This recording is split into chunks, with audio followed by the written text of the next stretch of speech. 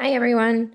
I'm going to do a Notan demo with gouache using different palette knives. So my substrate is cold pressed watercolor paper. It's in a pad, Fabriano 9 inches by 12 inches. So you could freehand that rectangle. I just used a canvas board 5 inches by 6 inches, I believe it is, and a Sharpie. And the thing I was considering as a start was the negative space around the rectangle. And so when I was placing it down, I was thinking about that. So I think that's important to consider that because it's just a little too high or a little too low or, a little squished over here or, cropped over there. It just doesn't have a feeling it doesn't have a good start already. So I think it's good to be mindful of the shapes and the spacing around the rectangle on your substrate, which my choice of substrate is cold pressed watercolor paper. That's why it's not taped down right now because it's on a pad. Now, if it was taken away from the pad of paper, I would want you to tape down all sides with masking tape. So Notan, and I'm going to send you information on that, is a Japanese word. It's about simplifying big shapes and values. So specifically values. So another word for values, tone, and creating balance and harmony within a composition. So you can make a Notan with 2 values, dark and light, or you can make it with 3 values. It's about simplification. So dark, medium value, or you could say mid-tone, and light. These are my 3 different palette knives I'm going to try out and show you. But I think you should try making about 10 of these or even more, like 20. So these are my different palette knives I have. These are good. I wouldn't recommend the plastic palette knife at all. Those are horrible. Sorry. This is Blick RGM. This is 132, 73 palette knife, 109, and 103.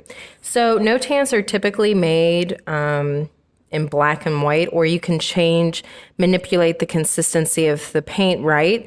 And the value using, specifically the value using one color. So on my watercolor palette, this is watercolor, which you can rehydrate.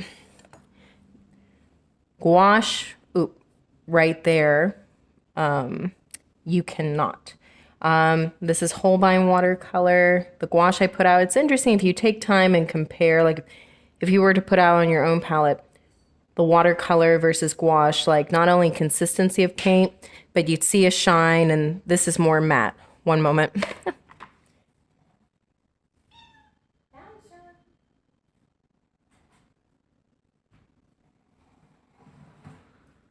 Sorry, my kitty was trying to get up here.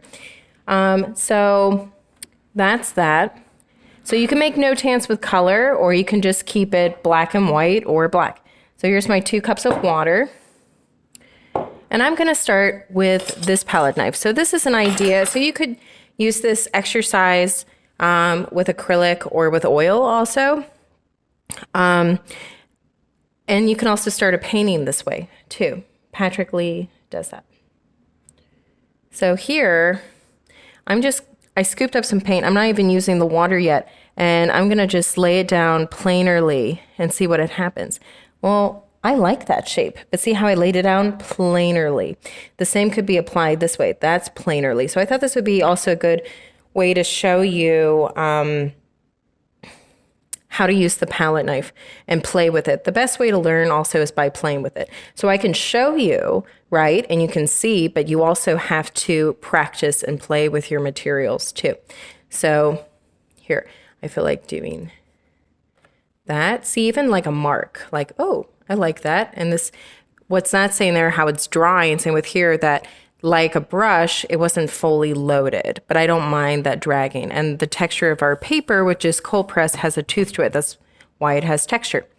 So now I'm going to try, I just dipped my palette knife, the tip of it, in water. So I'm going to try just, see, you could even rub your surface in that way, but here, let me get more paint. So if I go like that, so there it's planar horizontal.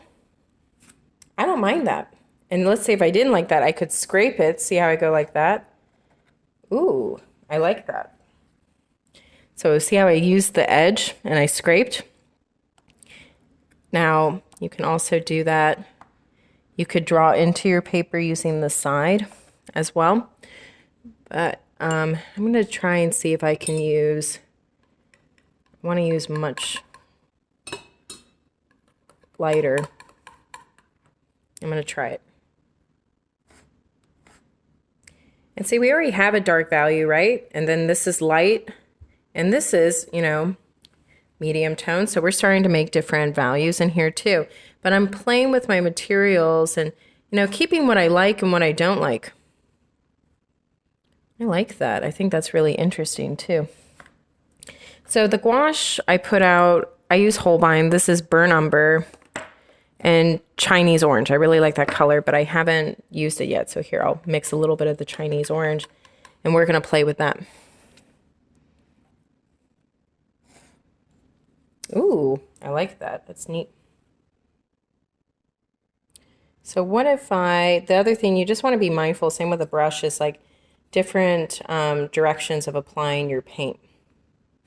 So what if that went like that? That's interesting. Ooh, I like that. That's nice.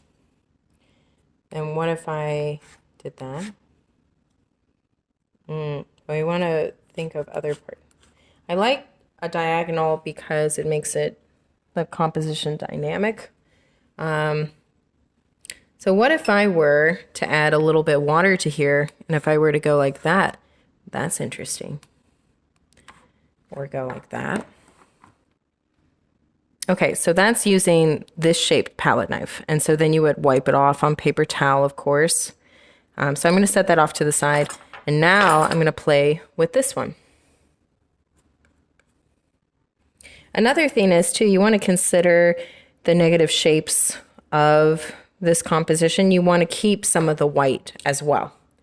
You don't have to fill in everywhere, but I'm just using this opportunity to show you different palette knives. Ooh. That's interesting, like that little bit of red. It goes like that. That's nice.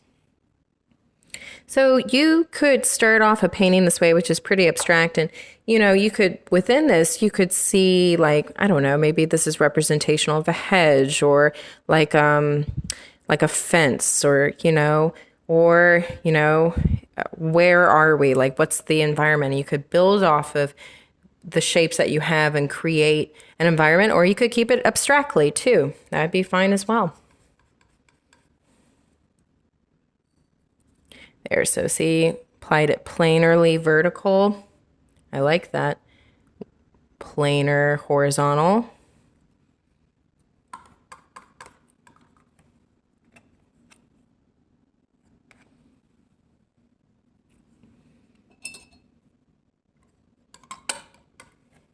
I'm going to put out more of the burnt umber.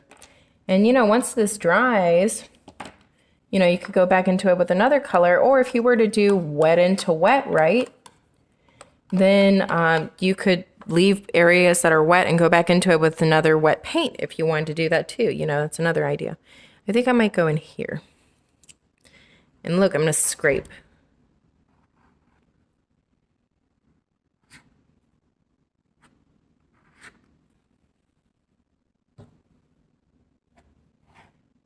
I like that. I think I'm going to leave that like as it is. So it's also important to use like your intuition. You know, if you're like unsure and like, well, I don't know what looks right. You know, you do in a sense. And I think the more that you do, like if you do about 20, you'll know like, I don't like that shape. I like this, or I like this value, but I don't like that value, or I like this color, or I like this texture. Like you'll know. That's why you have to do many of them. That's why you have to try. So I'm going to leave this one, or I want to show you the other two. So let me do that actually. So again, you would wipe this off. I'm going to do that later. I'm not going to hold you up. But here, what if I wanted to do linear? Right? Well, there I did the tip. So you could draw back into it too, see? I could draw into it if it's wet. See there? See that little squiggle? You can draw back into it. Don't like it? Scrape. Scrape.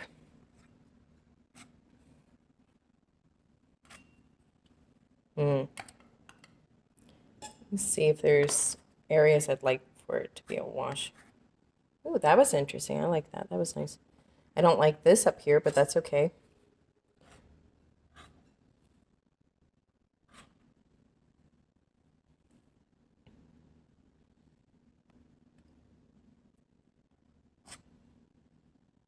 I like that.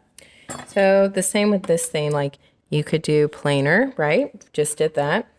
Could be diagonal, could be vertical, or it could be horizontal, or you could do it linearly using the edge, or, you know, at a diagonal. Also, pressure is another thing.